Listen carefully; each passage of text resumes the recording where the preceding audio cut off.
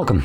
In front of me is a BLACKVIEW Tab 16 Pro, and today I will show you how you can hard reset this device through settings.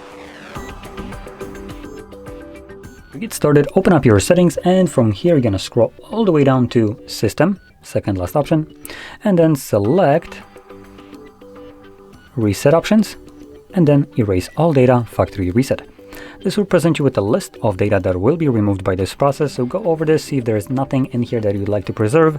If there is, obviously make a copy of it, and then you can progress further by selecting Erase All Data and get blocked by the battery percentage, which is fine. Once you select that button and you don't have the low battery, you will see Erase All Data once more, but you get to press once again. If you have some kind of screen lock, which I don't even know if I do. Yeah, I do. So on the next page, once you press Erase All Data, it will tell you that you need to verify your screen lock. For me, that would be a pattern. And once you do so, you'd select the Erase All Data for the second time, and this would then go through a fully automatic reset of your device, which would take about a minute, 2 minutes or so, give or take. And once it's completed, you would be presented with Android setup screen.